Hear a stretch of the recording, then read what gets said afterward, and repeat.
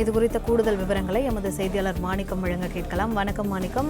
தற்பொழுது தமிழ்நாட்டில் அமைய இருக்கும் புதிய அரசுக்கு மு.க.ஸ்டாலின் வாழ்த்தினை தெரிவித்துள்ளார். இது குறித்த கூடுதல் விவரங்கள். தமிழ்நாட்டில் அமைய இருக்கக்கூடிய புதிய அரசுக்கு தனது வாழ்த்துக்கள் என்று முன்னாள் முதலமைச்சர் திமுகவுடைய தலைவர் மு.க.ஸ்டாலின் அவர்கள் சமூக வலைதள பதிவை வெளியிட்டிருக்கிறார். முதல் ஆளாக இந்த அரசு அமைவதற்கான தனது வாழ்த்துக்களை அவர் தெரிவித்திருக்கிறார். இதற்கு முன்பாக ஆளுநர் தமிழக வெற்றிக் கழகம் தமிழ்நாட்டின் தனிப்பெரும் கட்சியாக உருவெடுத்திருக்கக்கூடிய சூழலில் அவர்களுக்கு அந்த பதவி பிரமாணத்தை அவர்களுக்கு அரசியலமைப்பு ரீதியாக கிடைத்திருக்கக்கூடிய அந்த அதிகாரத்தை வழங்க வேண்டும் என்ற ஒரு வலியுறுத்தலையும் கண்டனத்தையும் ஆளுநருக்கு தெரிவித்திருந்தார். அப்படியான ஒரு சூழல்ல தற்போது இந்த வாழ்த்தையும் அவர் தெரிவித்திருக்கிறார். அந்த வாழ்த்துல ஒரு நீண்ட ஒரு பதிவாக வெளியிட்டிருக்கக்கூடிய திமுக தலைவர் அமைய இருக்கக்கூடிய புதிய அரசுக்கு மீண்டும் எனது நல்வாழ்த்துக்களை தெரிவித்துக் கொள்கிறேன் என்றும் தெரிவித்திருக்கிறார். அது மட்டுமின்றி கடந்த 5 ஆண்டு காலத்தில் தமிழ்நாட்டை அனைத்து துறைகளிலும் வளர்த்தெடுத்து தமிழ்நாட்டை வளப்படுத்தி இருக்கிறோம் என்று குறிப்பிட்டிருக்கக்கூடிய திமுக தலைவர் மு.க.ஸ்டாலின் ஏராளமான திட்டங்களின் மூலமாக ஒவ்வொரு தனி மனிதரும் நன்மை அடைய வழிவகை செய்துள்ளோம். தொலைநோக்கு சிந்தனையும் பலமான திட்டமிடலும் கொண்ட அந்த திட்டங்களை அமைய இருக்கும் புதிய அரசு தொடர வேண்டும் என்பதே எனது தனிப்பட்ட விருப்பம் என்றும் தெரிவித்திருக்கிறார். இதற்கு முன்பாக ஆளுங்கட்சியாக இருந்த ஒரு கட்சி எதிர்கட்சி இடத்துக்கு வந்திருக்கிறோம், அந்த கட்சியினுடைய தலைவர் தோல்வியை தழுவிருக்கிறார் என்ற போதிலும் கூட தூண்டுவிடாமல் எதிர்கட்சியாக சிறப்புடன் செயலாற்ற திமுக உறுதியுடன் இருக்கிறது என்ற ஒரு பதிவை பொதுவெளியில வைத்தவர் திமுக தலைவர் மு.க.ஸ்டாலின்.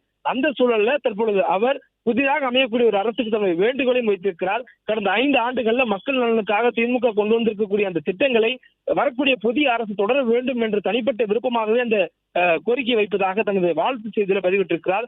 மகளிர், இளைஞர்கள், மாணவர்கள், குழந்தைகள், விளிம்பு நிலை மக்கள், அரசு ஊழியர்கள் ஆகியோரை உள்ளடக்கிய அனைத்து திட்டங்களையும் தொடர்ந்து செயல்படுத்தினால் மக்களுக்கு நன்மைகள் தொடரும், மாநிலமும் வளரும். இதனை கவனத்தில் கொண்டு புதிய அரசு செயல்பட வேண்டும் என்று கேட்டுக்கொள்கிறேன் எனவும் அவர் தெரிவித்திருக்கிறார். ஒரு அரசு தங்களை வீழ்த்தி தன் கூட்டணியில் இருக்கக்கூடிய கட்சிகளை கொண்டு ஆதரவு பெற்று ஆட்சி அமைக்கக்கூடிய சூழல்ல அவருடைய இலக்கு தமிழகத்தில் கடந்த 5 ஆண்டுகள் அவர் கொண்டு வந்திருக்கக்கூடிய மக்கள் நல திட்டங்களை செயல்படுத்த வேண்டும் என்பதை வெளிப்படுத்தும் விதமாக திமுக தலைவருடைய இந்த பதிவு என்பது இடம்பெற்றிருக்கிறது. தேர்தல் முடிவுகள் அறிவிக்கப்பட்ட பின்பு நடக்கும் நிகழ்வுகளை தமிழக மக்கள் பார்க்கிறார்கள்.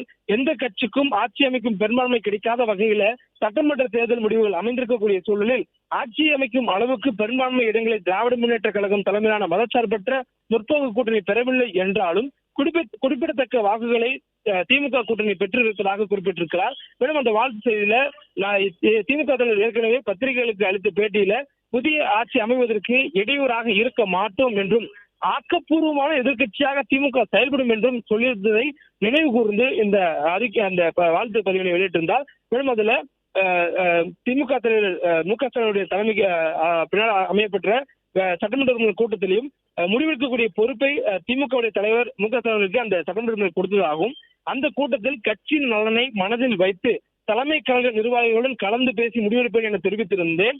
ஆட்சி அமைக்கும் பெரும்பான்மை யாருக்கும் கிடைக்காத நிலையில மாற்று யோசனைகளை பலரும் சொன்னார்கள். என்னை பொறுத்தவரை தோழமை கட்சிகள் எந்த முடிவை எடுத்தாலும் அவர்களின் முடிவை மதித்து ஒருங்கிணைந்து செயல்பட்டு நிலையான ஆட்சி அமைய வேண்டும், இன்னொரு தேர்தலுக்கு வழிவகுத்துவிடக் கூடாது என்பது எனது எண்ணமாக இருந்தது.